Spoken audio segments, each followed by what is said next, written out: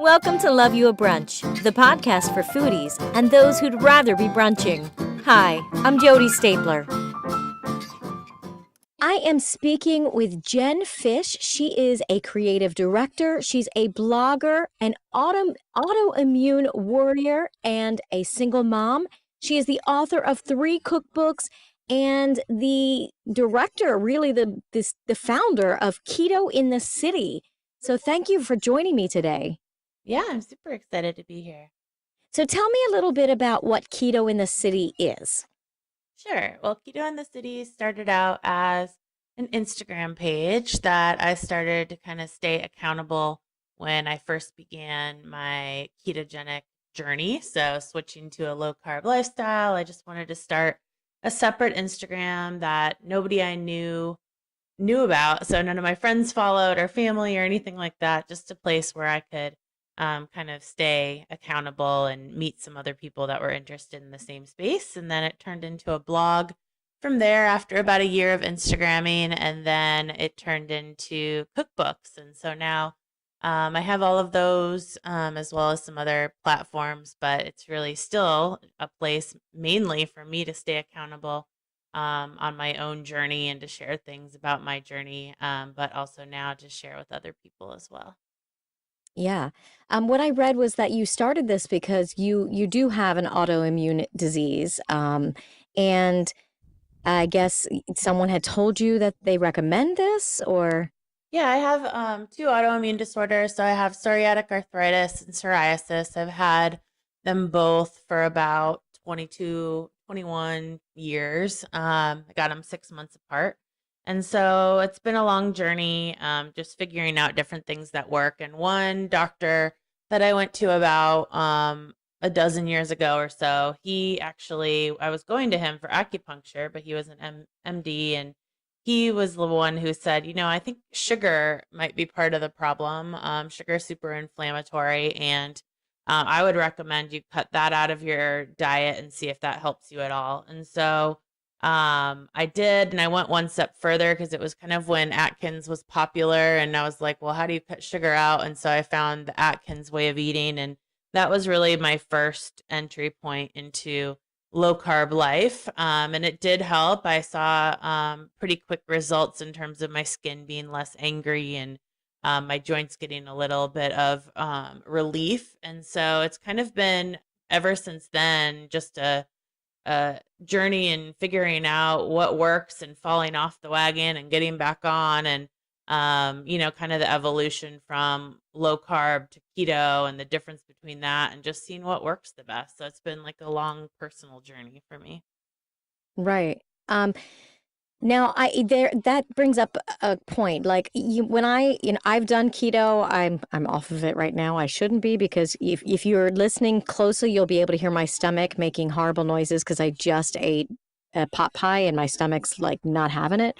But usually I'm on keto when I'm on different groups on Facebook and some are like eat high protein, eat high fat and low carb, high fat, low fat, it's all these mix of different things. How does someone know which one to follow? Yeah, I think that's the biggest thing. And I always try to tell people, like, I don't, my page and none of my pages are about trying to turn other people keto. I just like to provide information and the experiences that I've had following this lifestyle. And if somebody can relate to them, and if somebody's already interested and it can provide some more information or deeper information or context for them or inspiration for things that they can still eat, then that's really my main goal. But I definitely think there's a lot of people out there who are suffering from a lot of different issues, and whether their biggest goal is weight loss or whether they have various conditions that I see a lot popping up, like PCOS or autoimmune disorders or just gut health in general. I think most people in this country have work to do on their gut health. So I think there's so many things going on. And the biggest thing is if you find a way of eating that makes you feel good,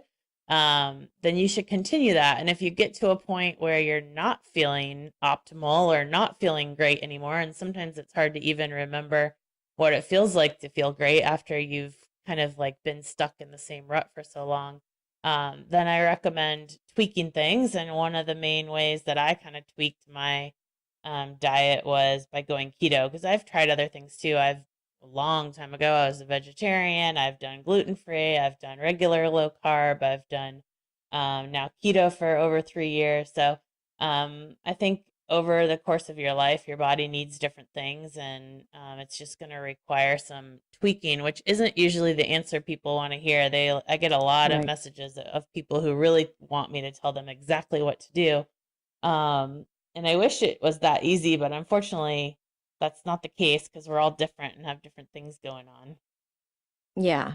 So what kind of tips do you give to someone, and do you go about this like, there are certain people that I've spoken to that, this is mainly a weight loss thing for them, and that's not how it seems to me for you. No, Yeah, this is more about your health and the way you're feeling and your inflammation and things like that.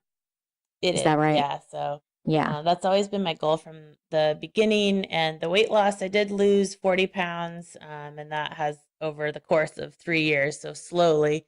And that has been a great benefit. But above everything else, it's really about trying to stay healthy. And I'm on medication also. Like keto's not my end all be all for my conditions for sure, because I have a really aggressive form of psoriatic arthritis that my Mm. joints do get really damaged, and I have some deformed joints and things like that. And so it's really just for me like a companion to the medication and that I get from my doctors, which sometimes they work really well, and sometimes they stop working. And so the last year, actually, the first 2 years I was on keto, my medicines were working really well. So um, the last year, this year, they have not been. So I haven't had a combination of medicines that have been working. And I've been in that Mm. situation before when I wasn't eating this way. And I have had times where I couldn't even like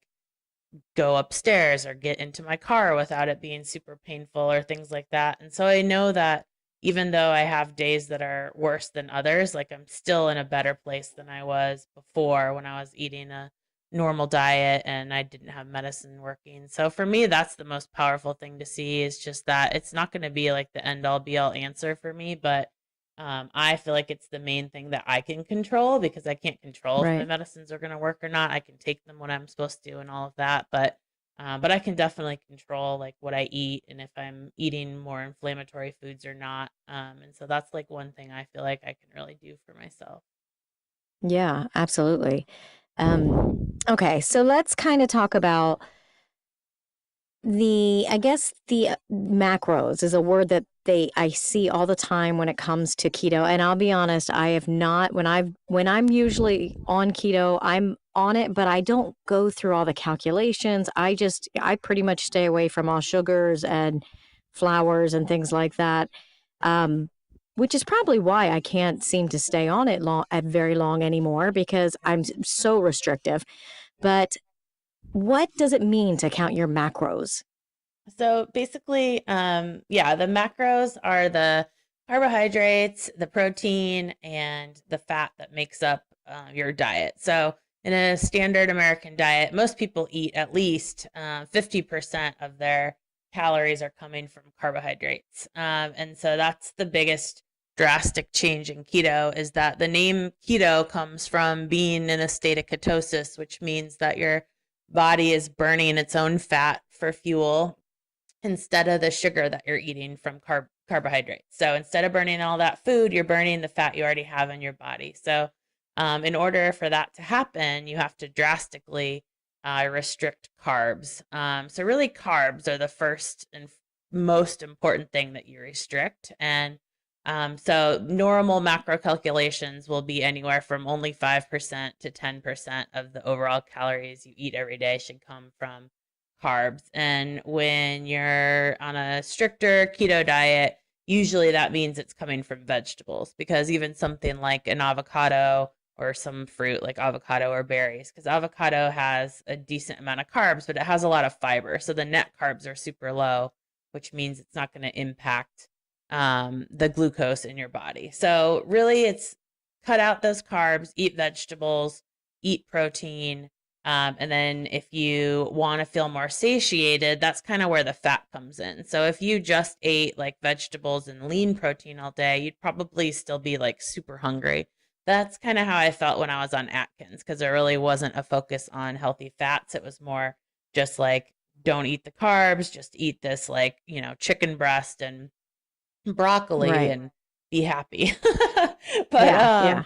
but unfortunately it doesn't really work that way. But, if you take that same chicken and maybe you cook it in butter or olive oil or ghee, or you add half an avocado to the side of it and you put some cheese on your broccoli, then you've gotten some fat into that same meal. And it's going to help you stay full a lot longer. And so that's really all it is like really focusing on the carbs first and foremost. Then, being reasonable with your protein. You don't want to eat like, 5 hamburger patties at lunch and like 4 more for dinner or anything like that. But if you add that fat in, then you won't need to, because you'll get filled up on some of those healthy fats instead. So it sounds really complicated, and some people really like tracking in an app and making sure their ratios are right and all of that kind of stuff. And then a lot of people, that's really intimidating. And for some people, I think it's actually why they don't last in keto very long, is because it's intimidating. So, if you like tracking, go for it. If you don't, you really don't need to. There's tons of examples of people who have been super successful not tracking at all. But really, if you just focus on really drastically cutting out those carbs and then not adding extra fat just for no reason, but to add good healthy fats just so you feel satisfied, then you'll be fine. Right. Right. Well, and it's funny because I do notice that when I decide, oh, screw it, I'm going to just eat what I want to eat. There carb things with carbs in them are so prevalent. It's much easier to eat nonstop all day long if you're eating carbs than when you're Yep, not, because a lot of the keto foods you actually have to sit down and make, or, have things like that on hand, where you can just grab something. Everything has a carb in it. It seems like. totally. Yeah, and you're on that continual like glucose spike then when you're eating carbs, because your body like goes, on a super high spike and then it drops and spikes and drops. And so you're constantly really like not satiated, because your body's like, whoa, what's happening? So once you get all that out of there, you find, and it takes a little bit, like you're hungrier in the beginning when you first go keto for sure. But once you get going, you do find that like that's why a lot of people will like skip a meal or intermittent fast and not have breakfast or things like that once they're fat adapted, because it is much easier. Your body really does feel more satisfied, and you're not constantly like looking for your next snack or things like that. So, Yeah, which brings up intermittent fasting. That is something that in the last couple years I've really seen a lot of on social media, people talking about. Um, I think, for me as a kid growing up, I was very active. I did a lot of theater and I was constantly running, cheerleading, that blah blah blah. I never really had time to eat, so I was intermittent fasting without even trying. And hmm then you get, you have a baby and you get pregnant or whatever, and you have to be, healthy and eat properly. And so 3 meals a day. And as an adult, it's really hard to get back to not eating all the time. But I've heard, and what I've read is that, only having a small time period during the day where you eat, and then the rest of the time that you're fasting, it helps with your metabolism and probably so much more. Um, am I explaining that right? Yeah, I mean, basically, the way that I do it, and I didn't start intermittent fasting right from the beginning of my keto journey. I started it a little bit later, so I think I was already fat adapted, so it was easier. But basically, what I would do is I would stop eating at like 8 o'clock, 9 o'clock at night, whatever works best. I get home late every night from work, so that worked for me. And then I wouldn't eat again until lunch the next day. So that's the easiest way for me to do it, is you're sleeping half of that time. So it's pretty easy Right. not to eat while you sleep. And then you wake up in the morning. For me, I'm always running out the door to work. I sit in an hour of traffic. I get to work, and then I finally at 12 or 1 o'clock go to lunch with my coworkers, and that's my first meal. So that's the easiest way to do it. You could have coffee in the morning. There's the bulletproof way of fasting, which there's lots of articles on the bulletproof website where you can have a bulletproof coffee or two, even if you need to in the morning. But you're just not consuming any protein that will break your fast. And that's kind of like the main way to do intermittent fasting. And then your eating window then is, for in my example, 12 noon to 8 p.m. or, 1 p.m. to 9 p.m. So it's like 8 hours of eating and 16 hours of fasting. So that's like one example. And sometimes you can find that you'll be able to go longer. Like if it's the weekend and I'm not at work, I can usually go till 2 or 3 without getting hungry. And then I'll have a meal. But I always feel like when you're at work and it's like everybody's like, it's lunchtime, then all of a sudden like you're Right. hungry too. So Yeah. Yeah. um but yeah, that's how I do it. And I just actually did a little bit longer of a fasting experiment a week or two ago, where I did a bone broth fast. So instead of just Mm. not eating anything, I was gonna do it for 24 hours, but I ended up doing it for 60 something hours. But all I had was Wow. coffee with cream in it, so fatty coffee, and then bone broth. And I had a few different kinds of bone broth, but I just thought it was like a nice reset, and good for my gut health because bone broth and all the collagen is so good for you. And so just something I wanted to do because I just hadn't been feeling great with my joints and everything lately, as kind of like a nice reset. So I think I'm actually going to start doing that more often as well, maybe just during the day instead of lunch, like having some bone broth and then just having a meal at dinner every day. But Yeah. And actually, that you just brought up the next thing I was going to ask about collagen. Again, that's another thing that I keep reading about, that a lot of people are doing supplements of like collagen powders or collagen pills and things like that. Is that something that you do or recommend or? yeah, I love collagen. I have actually I brought like 3 big tubs of it to my work so that we could have it at our coffee station there. So Nice. um I like to put it in my coffee. I use the powder in smoothies or in coffee, and then I love to just sip the actual bone broth. Also, which if you've never different every brand's a little bit different, but for people who've never bought it before, it can be a little weird at first because it's got most of the brands have like kind of like a gelatiny jello appearance to them, and then once you heat them Mm. up, obviously they just look like normal soup, but it can throw people off at first. But yeah, it's so, and I've never made it myself. I'm not somebody, but I know it's a lot of people do that as well, and it's so good for you. And again, I think gut health is a big thing, and I think it's kind of the center of your wellness in general. And so it's something that is really healing for your gut, and a lot of foods that people have been eating for years and their whole lives, or, whatever, are kind of destroying that gut health. And so it's nice to Hmm. be able to put something back into your body that has like great superficial benefits, like your hair and your skin and your nails and all that, but also know that it's doing good on the inside of your body too. Right. I do want to ask you also, I went on your website, which is a great website, by the way, lots of information. You have one section, which is a frequently asked questions section, and you mentioned Kerrygold butter. And again, that's something I see people talk about all the time. And I'm like, what's so great about Kerrygold butter? What is it about this butter?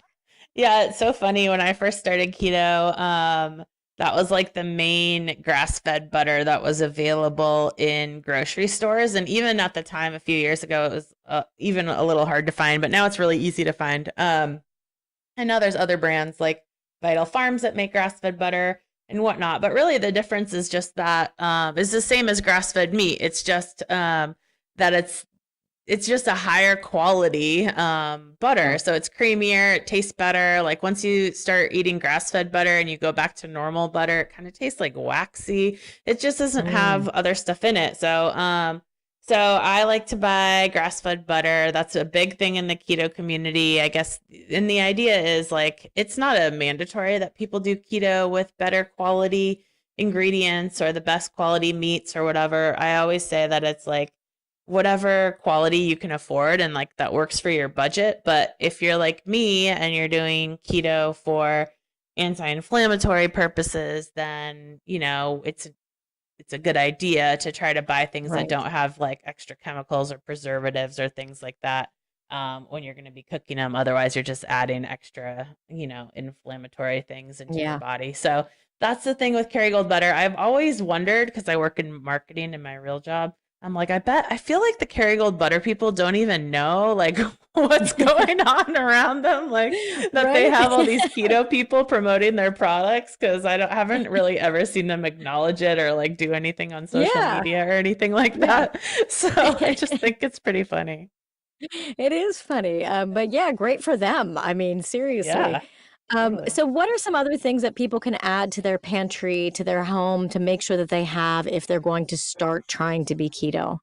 I mean, I think the most important thing is you're going to be using like different types of flour to be able to do any sort of like keto baking or anything like that. So, coconut flour and almond flour are the things that I use the most in different dishes. You want to get like bacon that's uncured so that it doesn't have, like maple curing or added sugar or things like that. Because you'd be surprised once you start looking at the labels that the things that people add sugar to.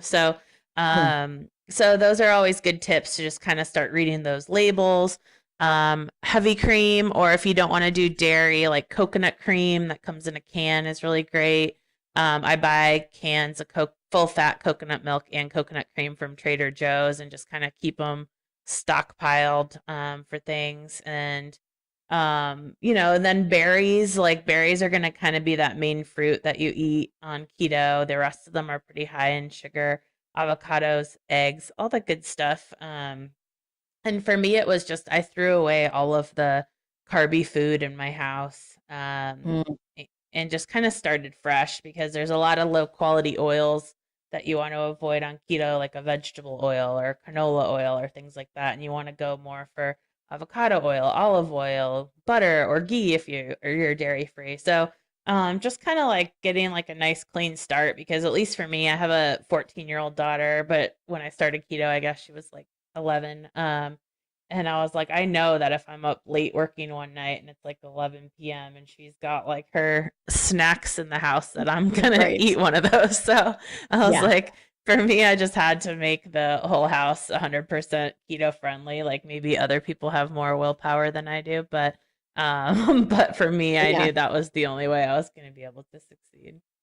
Right. And then that is a very big, difficult problem for me. I have 4 kids and my husband who, they want to go out to eat or something. And it's always like are you on your diet now? Or, that kind of thing. And I'm always feel bad, like, "Oh, okay, forget it. No, I won't do it tonight, that kind of thing. But yeah, that's hard. It's hard It when you is. have other people around you that don't really support it because they don't do it.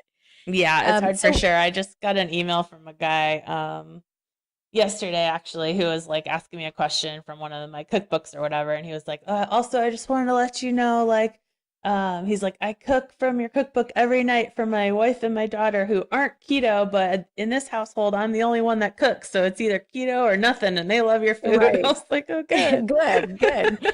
Yeah, oh, man. Yeah, that's I wish my husband would actually do it because, to be honest, he has psoriasis, and it's pretty bad. He doesn't have the psoriasis or yeah, yeah, the arthritis part. I can't even get the word Okay. out. Yeah. But he does have really bad psoriasis on his skin. Um, and I've tried to tell him that I've read so many things that this is better for you when you have things like psoriasis like that or eczema. And his answer is always, it can't be good for your cholesterol. And I've also read that where people are saying that, but there's definitely I've seen things that said that no, this actually helps your cholesterol.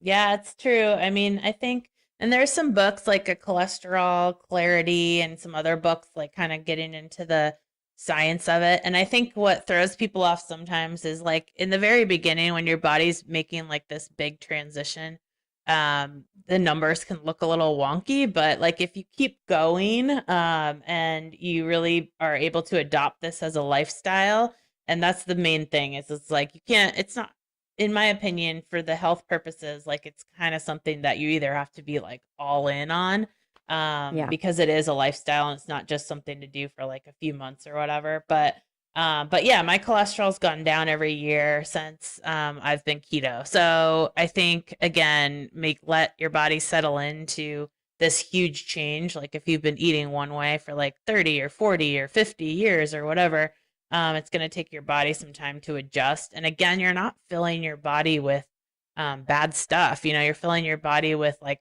fatty meats, which is like salmon, or you're eating avocado, or Right. you're eating olive oil. Like you're not eating stuff that's bad for you. I think people have this like vision of what a high fat diet looks like, and it's totally different than what it is. Yeah, Um, yeah. but yeah, no, it's been great for me. I would encourage anybody to kind of like get tests done right before they start, and then like maybe 6 months in, and then every year or whatever it might be. Like that's what I did, and it's been really great progress. So um, it's great. I mean, for skin purposes, again, for me, it's not the only answer, but it definitely helps make it less angry. And it's been like a good treatment for me in, conjunction with other medications. Right.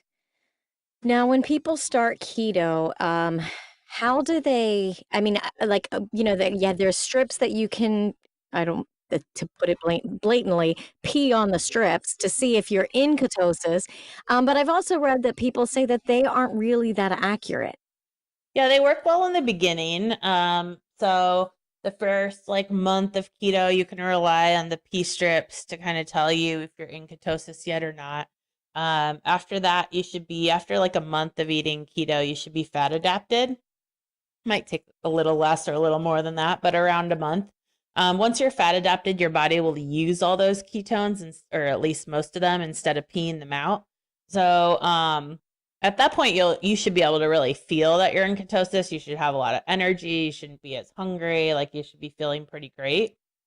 And if Yeah, that changes, like if you start feeling a little more sluggish again or whatever, that probably means you slipped out. But it's also super normal to kind of go in and out, especially if you're trying new foods, like or trying things you haven't had before, or maybe you ate a little too much here, or maybe you had a couple too many drinks or whatever it might be. Like you can slip out, but once you're fat adapted, it's easier to slip back in. So when I did my bone broth fast, the days before that I had been feeling pretty sluggish, so I was like, I'm pretty certain that I'm not in ketosis right now, like, or I wouldn't be feeling like this. And so right. for that, I actually tested this new breath meter, which I hadn't Mm. tried before, which was super simple. It's connected to an app, and you breathe into it, and then it tells you if there's ketones or like acetone in your breath or not, which is how Hmm. they measure the ketones.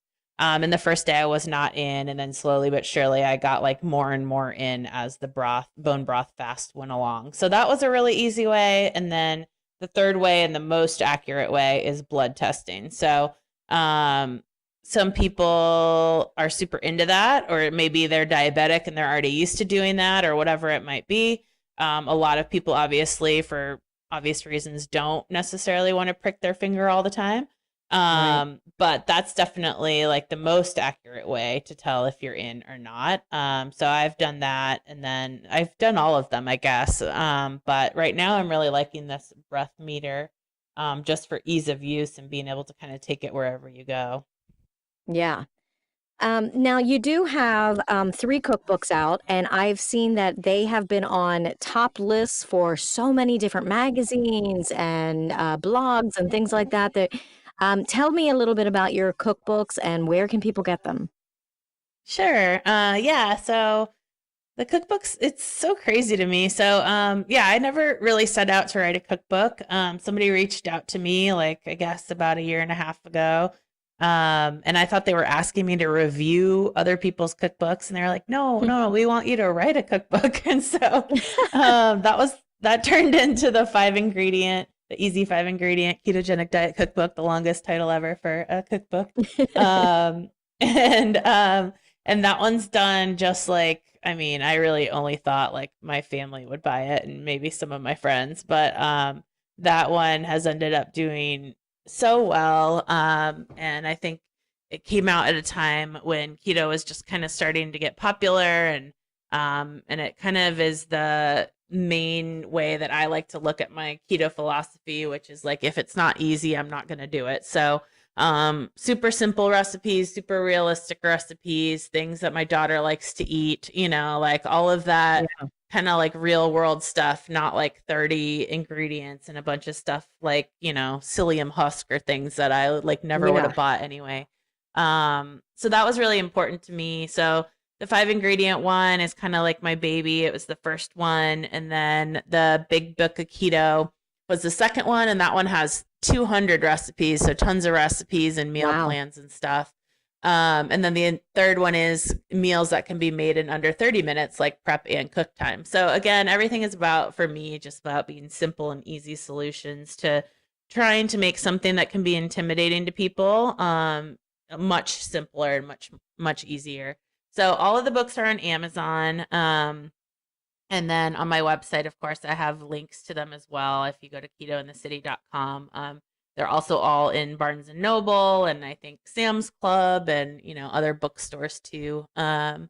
But yeah, the books have been a really fun project, something I never thought I would do. And I'm just like, still blown away that like people buy them and love them. So Yeah.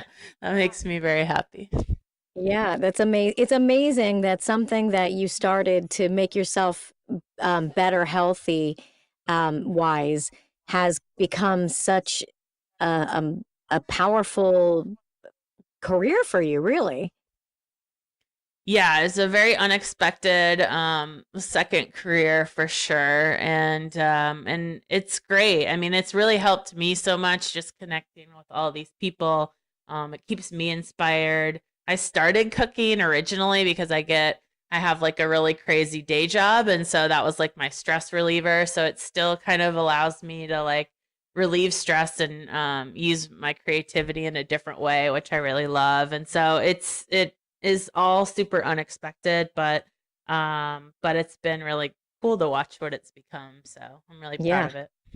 Yeah. Well, they can find you on YouTube and Instagram, Facebook. Where else can they find you? Yep, Twitter even if you want. There's a whole community of super smart sciencey keto people on Twitter. And yeah, on my website, ketointhecity.com, I send out like weekly emails where I give recipes and tips and stuff. So pretty easy. I'm pretty easy to find. But yeah, I love when people reach out. And if anyone has any questions or anything like that, I'm always happy to answer as well. I have a very long blog post on my about page with my whole autoimmune story and struggles with ugly, ugly skin pictures and whatnot. So Hmm. I know a lot of people with psoriasis and psoriatic arthritis find me that way. But yeah, I'm willing and love talking to anyone who has keto questions or needs advice or anything like that. I'm always there to help.